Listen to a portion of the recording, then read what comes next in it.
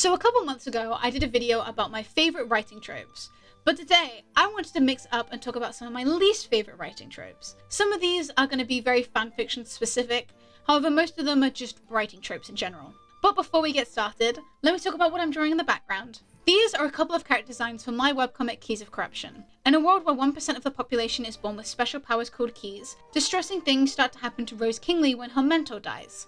This sets into motion a dangerous chain of events that will change Rose's life forever. So if this sounds like your thing, I'll leave a link tree in the description where you can find all the platforms it's posted on. Now on to the tropes. Trope 1. Enemies to lovers gone wrong. It's ironic that this trope is on this list while also being on my favorite list, but this is arguably one of the most done wrong romantic tropes. The version of this that I absolutely hate can also fall in line with bully ex-bullied. But it's also when they go a step further than being enemies. They're like mortal enemies. They just try and kill each other and are so violent towards each other that realistically, you can't make a healthy relationship from it. Like hands down the best version of enemies to lovers is Pride and Prejudice, where the eneminess comes from the fact that they had a disagreement or a misunderstanding, and that they hated each other because of it. He's pride, she's prejudice. But a lot of current writers seem to misunderstand what enemies to lovers mean, because they don't turn to lovers because they want to have sex with each other or anything like that. They turn to lovers because they have a mutual understanding of seeing this person at their worst and still choosing to be with that person anyway. I think in a lot of fanfiction and books alike, I have read this trope just miss the mark because they forget that it's a choice, and it always falls flat.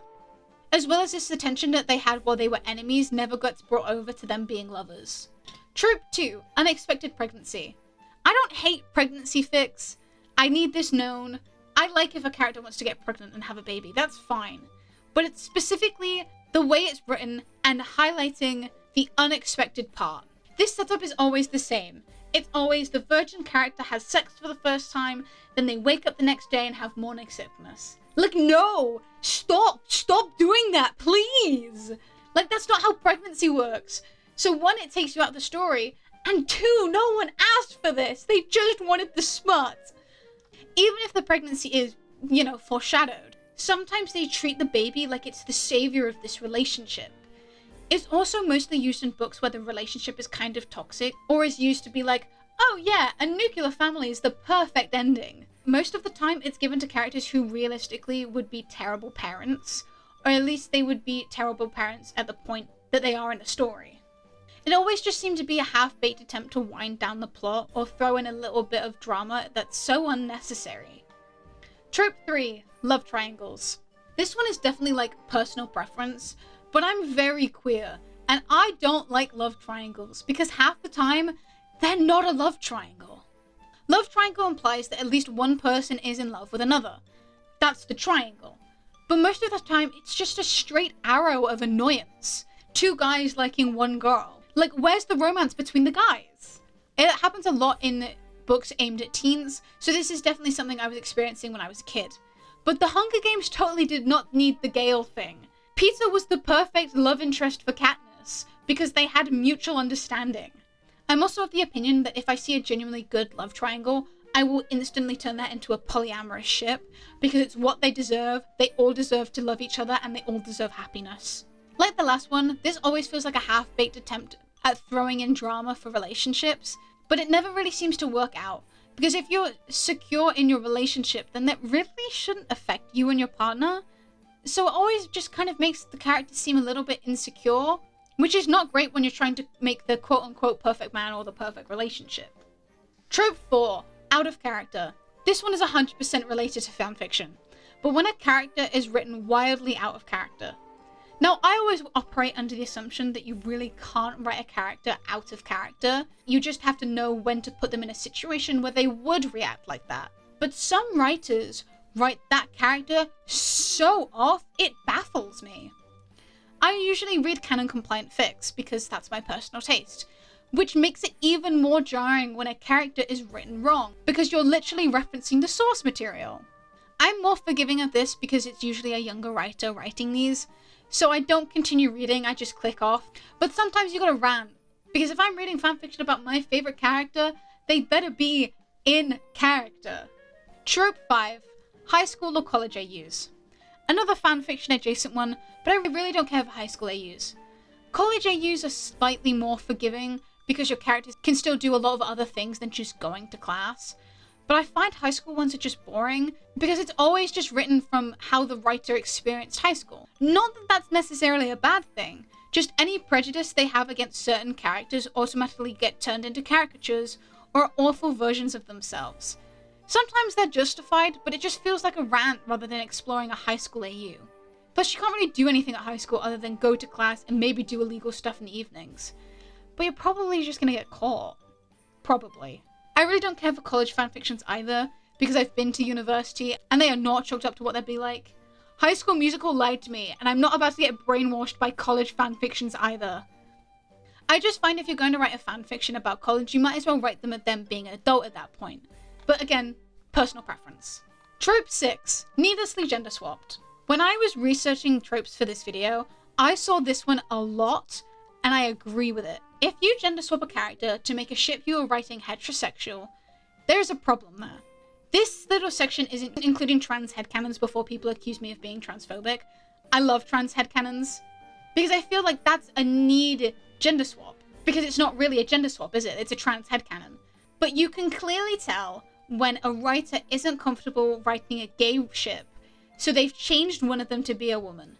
And it's like, okay, what's happening here? I saw this mostly in the Arcane fandom recently. I haven't really seen it anywhere else before, which was really surprising because I thought the Arcane fandom would be very gay. There were a lot of trans man Victor fics, and I enjoyed reading every single one of them. I think I subscribed to that headcanon. But occasionally, I would read a fanfiction where Victor was just straight up a woman. Like, she, her pronouns, boobs, and a vagina. Like, if you want to write a fanfiction about Jace and Victor, write them about the characters and not a caricature of them? Yeah, this one confuses me and I don't like it. Moving on. Trope 7, forgiving the abuser. I didn't know this was a trope before I went searching for trigger warnings on V for Vendetta. But it is. There's a whole section about forgiving the abuser on a specific website for movie trigger warnings. I can't remember the name of the website, I'm so sorry. But it's surprisingly common. And I hate it. In the instance of V for Vendetta, spoiler warnings for the movie, Evie literally gets tortured, drowned, and not even fed for months. And when she finds out it's V, and she's like, oh, that's so mad, she disappears for 10 minutes, and then comes back, and is in love with him and's forgiven him. And I'm like, hello? It wasn't even treated as if it was Stockholm Syndrome either. I would have been okay with it more. But it was treated as if she genuinely now understood him, empathized with him, and fell in love with him. And the more I think about this being a quote-unquote trope, the more I realize it appears in a lot of media specifically about men abusing women. And that's an issue, and I don't like this. And I never will like it. No one will ever convince me this is a good trope. Trope 8, overuse of modern language / chat fics. This is again a major personal preference of fanfiction. I know these were very popular in 2020, but I really didn't like chat fics. The main reason for that was because there was too much modern language, but in the sense of it was just an overload of references and slang, and it led to a lot of out-of-character interactions. Another reason I didn't like the chat fics was because they all had nicknames in the phones, and you couldn't tell who was who because they were using so much slang. They all sounded the same. So I was reading fics for days, and I didn't actually know who was who. I think the overuse of slang sometimes bleeds into movies and books and every other media. Depending on the slang you use really dates what your media is. When Avengers Endgame came out, Thor was playing Fortnite, and I was like, oh, this is gonna age so badly. But they were onto something, because Fortnite's still around and it's still popular. I think that's the kind of references you need to make. The small ones that might date your movie, book, or whatever media you're in, but will make sense to a very large amount of audience because it's still relevant. Movie references done by specific characters I don't think will ever date media. Using slang correctly will date your media, but I think it will help establish timelines and characters. In conclusion, everything in moderation is good. Trope 9, babying shy characters.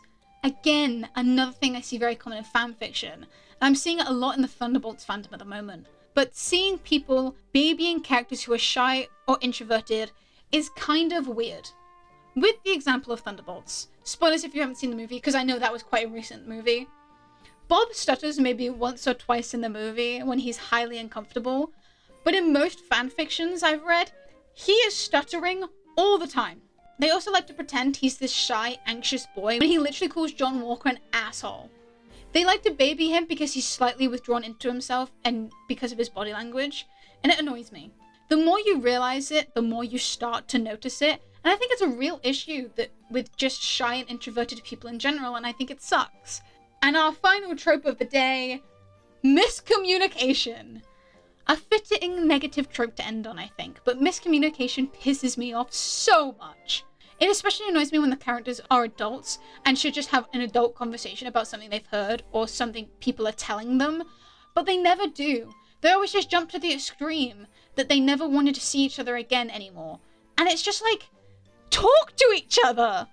Especially in established relationships, it annoys me, because realistically you should have that level of trust to communicate your feelings with them. But when you're getting to know someone, I can kind of understand not telling them, but if you want to be mature about it, you question it. I especially hate it with stories that are trying to have a more serious tone, and then they have something as silly as an extreme miscommunication. It just really lowers the tone of your story. Now, miscommunications can be done right. Personally, I can't think of any that do. And that has been 10 fanfiction tropes that I hate. I hope you enjoy me being a negative Nancy. If you have, be sure to like and comment if you agree with me or disagree with me. I'd love to have a conversation about tropes. It really intrigues me when people have differing opinions to me. And if you want to see more of me, make sure to subscribe and I'll see you in my next video.